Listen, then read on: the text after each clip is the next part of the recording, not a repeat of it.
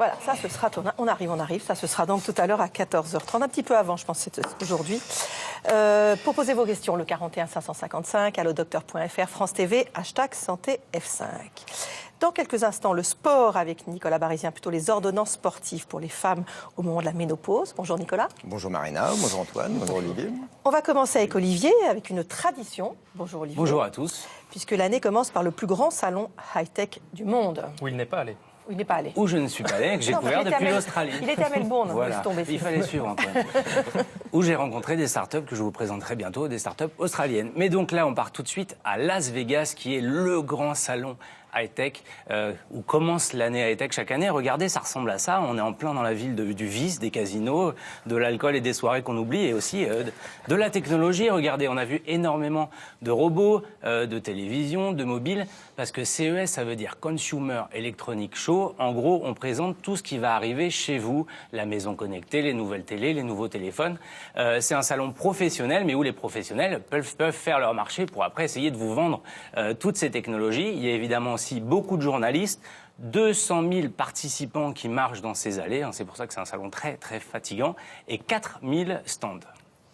Et on parle beaucoup de santé au CES de Las Vegas et les startups françaises ont brillé depuis quelques années, et notamment cette année. On parle de plus en plus de santé là-bas, puisque les géants du high-tech ont compris qu'il n'y avait pas que les télés dans la vie et que si vous voulez gagner de l'argent, c'était un très bon plan de parler santé. Ça tombe bien, les Français sont plutôt forts pour ça.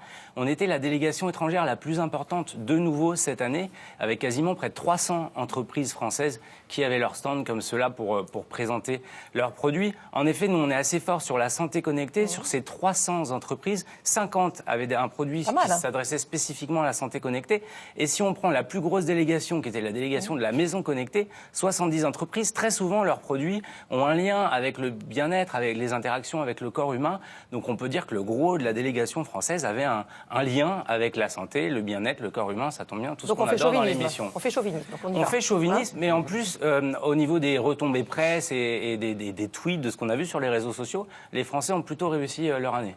Et on va commencer avec une invention qui fait le lien entre industrie automobile et col du fémur. Oui, au début, je me suis demandé si c'était pas une blague. En fait, c'est une entreprise donc française qui a commencé à inventer des produits pour la santé des motards, la sécurité routière des motards, avec des airbags qui leur étaient dédiés. Et cette année, ils se sont dit, peut-être que ce produit, on pourrait l'adapter pour les personnes âgées. Regardez ce que ça donne. C'est le premier airbag pour les cols du fémur et c'est très sérieux. L'idée, c'est que les gens qui ont par exemple déjà eu un accident ou qui ont peur de tomber mais qui veulent par exemple marcher sans déambulateur, achètent cette ceinture qui sera commercialisée dans quelques mois pour le prix de 600 €. Pour pouvoir anticiper les chutes. Regardez ce qui se passe là. Cette personne qui, à l'évidence, est en train de perdre son équilibre. Vous avez des capteurs dans la ceinture qui sont capables de s'en rendre compte en 0,2 secondes. Et une fois qu'ils se sont rendus compte que vous tombez, là, ça va encore plus vite, puisqu'en 0,08 secondes, autant dire en l'espace d'un instant, vous avez ces coussins qui se gonflent, qui seraient capables, alors évidemment, ils sont en train de le tester dans un EHPAD actuellement pour vérifier tout ça, mais qui amortiraient les 90% du choc, ce qui permettrait d'éviter une fracture. Et vous le savez, on en parle souvent dans cette émission, des cols du fémur, je crois que j'ai le chiffre, ils s'en cassent en France chaque année 65 000, et dans, je crois, un cas sur 4, la personne peut en décéder.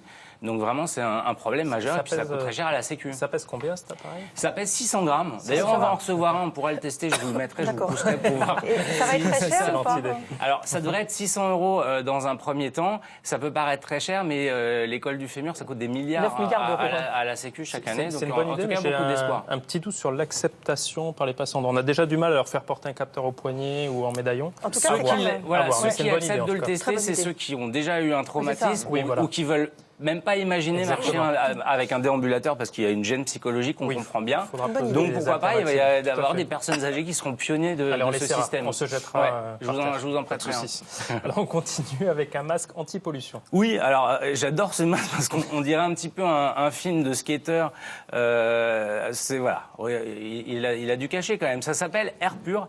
C'est un masque pour les deux roues qui se présente un peu sous la forme d'un foulard, mais c'est, selon la norme qu'ils ont décroché, un des masques les plus efficaces pour filtrer la pollution de l'air, notamment quand vous êtes à deux roues. L'autre innovation, en fait, c'est que vous avez ce qu'on appelle une résistance à l'inspiration qui est beaucoup moins forte que sur les casques habituels, ce qui veut dire que quand vous faites du sport, par exemple, si vous êtes à vélo, c'est beaucoup plus simple de respirer. C'est fait dans la membrane, si vous voulez, à moins de résistance, et vous n'avez pas l'impression d'étouffer. Ça aussi, c'est français, ça va sortir dans les prochains mois, ça devrait coûter 200 €. C'est très pénible, hein, ce genre de masque. Donc, faut voir effectivement la résistance à Vous avez l'inspiration. tout critiqué, tout Non, mais pour porter des casques à Il a raison, c'est souvent une des principales pénible. gênes. Pareil, vous pourrez le tester dans 2 mois. En tout cas, eux, ils sont d'accord avec vous, ils disent que c'est pénible. Voilà. Et comme, Voilà, Marina. comme disent les Américains, ils ont adressé ce problème, on va voir ce que ça donne. Pardon. On reste avec les deux roues. Merci Marina de votre soutien quand Non, même. c'est normal.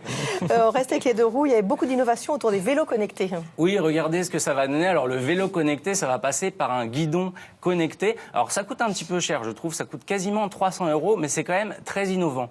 Ça sert aussi, niveau sécurité routière, à pas avoir le regard fixé sur son portable quand vous avez enregistré un itinéraire. Là, regardez, vous avez 2 sortes de petits phares qui vont vous guider. Une fois que vous avez mis votre trajet, ils vont vous dire si tu dois tourner à droite, il va clignoter côté droit. Côté gauche, évidemment, c'est 274 lumens, je crois. Ça veut simplement dire que c'est très puissant pour qu'on vous repère la nuit. Et la petite fonction bonus, c'est que si quelqu'un vous pique votre vélo, puisque le vélo sait qu'il n'est pas près de votre portable, ça va vous alerter, vous allez pouvoir suivre le chemin qui est fait par le voleur en direct.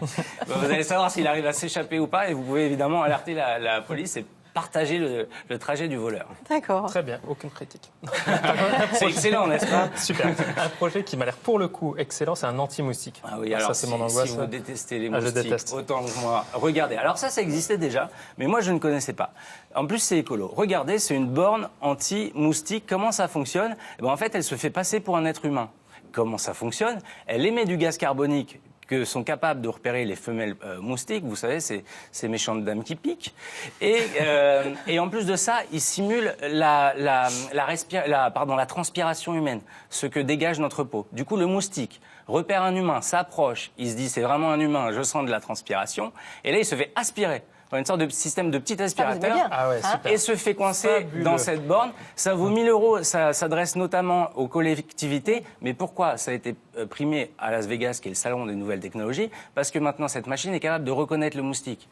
Si c'est j'allais dire un requin-tigre, non, un moustique-tigre. Si c'est un moustique-tigre qui peut propager la dengue, chikungunya, j'ai réussi à le prononcer, ce qui est très utile puisque ça peut même vous faire des statistiques épidémiologiques. Ça peut alerter les autorités locales que tel type de moustique est en train de se propager et qu'il faut prévenir la population qu'il y a des risques de dengue. Donc ils ont reçu un prix au CES. Voilà. On va finir avec un casque pour combattre le stress grâce à la musique. Oui, alors c'est assez bizarre aussi comme objet. C'est un casque qui à la fois vous fait écouter de la musique, mais qui a 2 petits appendices qui se fixent sur votre cerveau et qui est en fait capable de mesurer votre degré de relaxation. C'est ce qu'on appelle un EEG. C'est comme à l'hôpital, sauf que cette fois-ci, les capteurs sont secs. Vous n'avez pas une sorte de substance bizarre qui fait que ça vous colle au front.